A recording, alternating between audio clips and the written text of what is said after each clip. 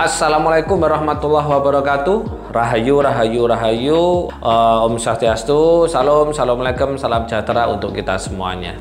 Oke teman-teman, bagaimana kabarnya pada kesempatan hari ini? Pasti saya doakan teman-teman sehat, kaya raya dan bahagia. Sekali lagi yuk teman-teman, sehat, kaya raya, bahagia. Selalu mindsetkan ke dalam otak kita. Setiap hari kita ucapkan, kita batin, kita mindsetkan supaya masuk, terinjek dalam alam bawah sadar, dan itu terjadi pada kehidupan kita. Karena hakikatnya semua hidup kita itu adalah dari pikiran kita dan apa yang kita bayangkan. Oke ya.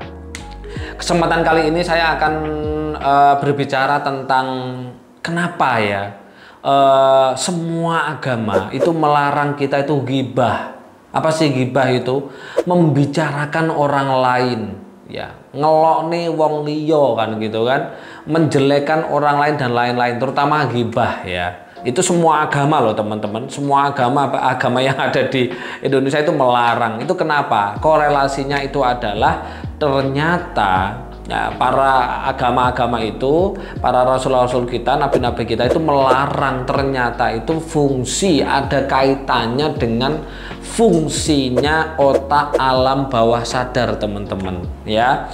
Fungsi otak alam bawah sadar yang pertama adalah dia tidak mengenal siapapun ya. Oke, saya ulangi lagi. Fungsi alam bawah sadar yang pertama adalah dia tidak mengenal siapapun. Jadi korelasinya adalah ketika teman-teman membicarakan orang lain, tetangga, saudara yang itu membicarakan, namanya ghibah kan, otomatis membicarakan berita hal yang negatif. Ya kan, entah itu saudara, entah tetangga, misalkan membicarakan tetangganya miskin, membicarakan tetangganya buruk sikap sifatnya, itu semua direkam oleh alam bawah sadar kita. Dan alam sadar kita tidak mengenal siapapun. Jadi ketika teman-teman membicarakan si A, dia itu jelek, dia itu miskin, susah dan lain-lain, otomatis yang ditangkap oleh otak alam bawah sadar adalah itu adalah diri kita sendiri. Berarti sama dengan teman-teman memasukkan file, ya kan, file buruk, file negatif, dan file kemiskinan ketika membicarakan tetangga atau saudara yang miskin, berarti sama dengan memasukkan file kemiskinan di dalam hidup teman-teman. Dan itu sangat-sangat 99% bisa terjadi.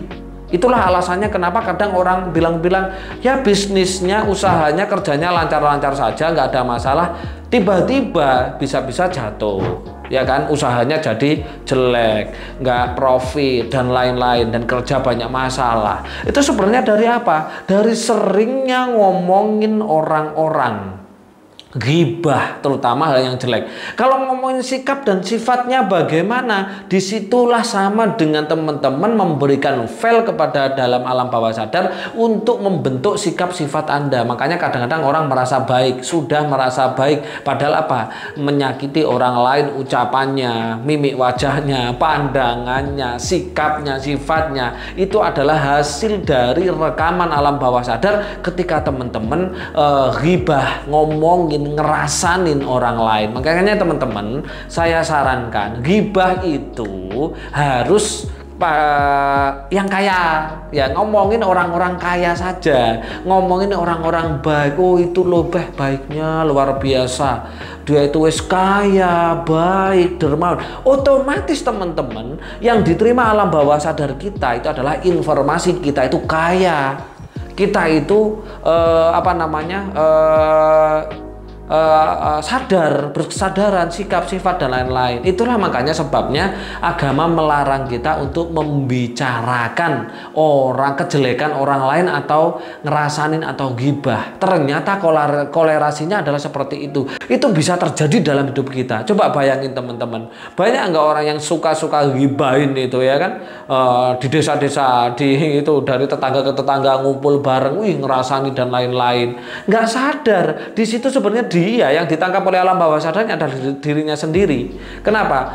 Karena dia mengasih informasi, memasukkan file yang jelek-jelek. Itu tadi fungsi alam bawah sadar yang pertama adalah dia tidak mengenal siapapun. Oke, ya, mulai sekarang ngomongin yang orang kaya-kaya saja, ngomongin orang baik-baik saja ya. Yang kedua, otak alam bawah sadar itu dia tidak menerima kata tidak yang tidak ada objeknya. Contohnya apa? Jangan, tidak, ya kan? Makanya teman-teman kalau ngomongin segala sesuatu, hindari kata jangan. Misalkan anak-anaknya lari kan gitu kan, jangan lari-lari, jangan lari-lari. Otomatis apa yang terjadi? Ya dia pasti lari-lari karena alam bawah sadar tidak mengenal bahasa yang namanya yang tidak ada objeknya gitu loh ya. Yang ketiga, alam bawah sadar tidak pernah tidur. Nah, yang paling penting itu adalah yang nomor pertama tadi, bahwa alam bawah sadar itu tidak mengenal siapapun. Itulah alasannya kenapa semua agama itu melarang kita ghibah. Karena itu bagian dari kelihatannya ngomongin orang lain, oke, secara kita face to face dengan teman atau dengan tetangga atau lawan bicara kita yang kita ajak komunikasi, tetapi hakikatnya dan memang ilmu pengetahuannya, informasi yang Anda ucapkan tadi itu masuk ke alam bawah sadar dan terinjek dalam gitu loh. Kenapa kok bisa seperti itu? Karena ketika Anda ngomong, ya kan, otomatis ngomongin orang lain, otomatis juga ada bayangan file. Nah, itu bisa cepat terjadi, teman-teman. Itulah kenapa larangan ghibah. Selain ghibah itu adalah dosa, gitu loh. Ya, dosa itu apa sih, teman-teman? Apakah nanti itu akan disiksa di sana? Wah, itu urusannya orang-orang ya. Saya belum pernah tahu ke sana sih. Kalau menurut saya dosa adalah suatu energi yang kotor, gitu kan? Yang kotor bisa ngotorin ruh kita, sehingga ruh kita itu akhirnya tidak berfungsi baik untuk kehidupan kita. Nah, itulah kenapa bahaya sekali yang namanya ghibah gitu kan, karena bisa benar-benar bisa menjadi kita jatuh. Tidak ada masalah, tidak ada sebab, tidak ada musuh, nggak ada apa-apa, tapi karena sering ngomongin orang miskin, ngomongin orang jelek, jadinya apa yang terjadi pada diri sendiri. Nah, ini tidak dipahami. Inilah bahayanya ghibah ya. Oke, kalau mau cepet hidupnya sengsara, hidupnya sulit, susah, ya ghibahin terus saja. Karena apa? Ghibah itu enak loh, katanya orang-orang, terutama para ibu-ibu ya. Wah, kan suka ghibah kan, waduh, ya. Itu teman-teman ya, penting sekali teman-teman, mulai sekarang nggak usah ghibah. Kalau ghibah ngomongin orang yang kaya-kaya saja dan orang yang baik-baik aja, supaya informasi yang diterima alam bawah sadar kita juga ternyata kita kaya dan akhirnya akan diwujudkan. Kenapa? Kalau teman-teman pernah membaca bab 1 di Joe Dispenza itu, setiap apa yang kita pikirkan, otak kita itu memproses biokimiawi yang dimana dia akan menjadikan sesuatu. Nah, di situ makanya hati-hati ya teman-teman.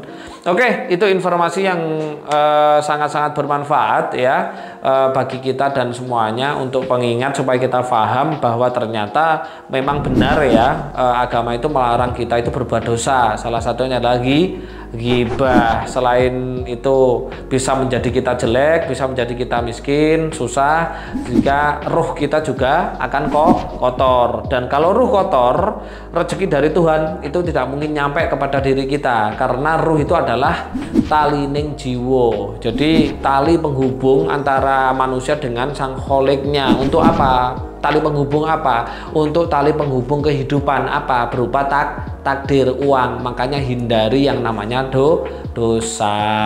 Begitu teman-teman. Oke, itu yang bisa saya sampaikan. Silakan teman diskusi di komen ya. Jangan lupa share, jangan lupa like, dan tentunya subscribe. Oke, mungkin ada jika kesalahan dari teman-teman, kesalahan dari saya mohon dimaafkan, dan kebenaran hak milik Tuhan semesta alam. Saya akhiri, akhirul salam. Assalamualaikum warahmatullahi wabarakatuh.